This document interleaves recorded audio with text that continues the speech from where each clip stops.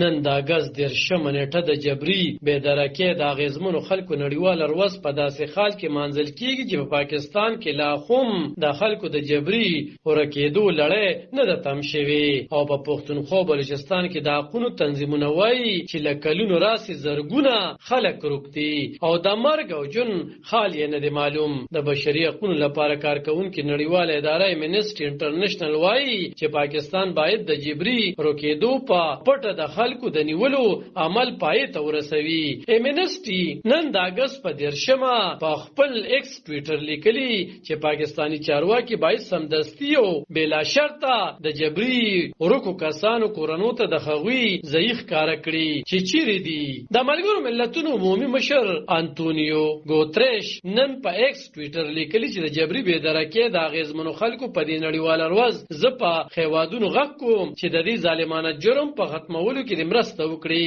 د پاکستان تحریک انصاف په تیر حکومت کې د بشري حقوقو مخکنی مرکزی وزیر شری مزاری د خاغلی ګوتریش د ایکس پوسټ بیا شیر کړي او ورته لیکلي دي چې پاکستان د خاري او سیاسي حقوقو د نړیوال تړون د لاسلیکونکي په توګه پابندي چې د جبري بېدرکو مخه ونیسي. ملګري ملتونه وایي چې په زرګونو خلک د جګړو او جبر په مخال روک شوي دي. کورنۍ او ټولنې حق لري چې په دې حقیقت یو شي چې له دوی سره څه شوي دي. ملګرو ملتونو په خپل ټویټر لیکلي چې د جبري ورکېدل د بشري حقوقو یوه سنگینه سرغړونه ده چې مسلسل د ترهګرۍ د خورېدو لپاره ترې کار اخیستل شوی دی. په پاکستان کې د لادرکه کسانو د معلومولو مرکزی کمیشن په 13 جولای میاشت کې ویلي وو چې سخت کال ورسره له جنوري تر جون میاشتې پورې د نورو 1500 کسانو د جبري لادرکۍ مقدمې درج شوې دي. ډان ورځپاڼې د کمیشن د ریپورت په حواله ویلي وو چې د ټول خیوات په کچه تر اوسه پورې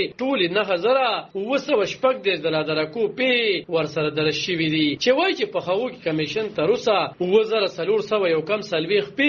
فیصله کړې دي. د کمیشن په وینا د فیصله شو په بنیاد تر اوسه 3804 کسان خوشي شوي او 201 کسان پکې داسې دي چې مړ شوي دي. په پاکستان کې د لادرکه کسانو د حقوقو لپاره مبارزه کوونکي غیر سرکاري تنظیمونه وایي چې په جبري توګه د خلکو د لادرکه کولو لړۍ به تر هغه وخته تم نشي چې تر څو حکومت د پالیسۍ په کچه ګامونه نه وي پورته کړي. علب خان شیرپو دلبر نیوز 400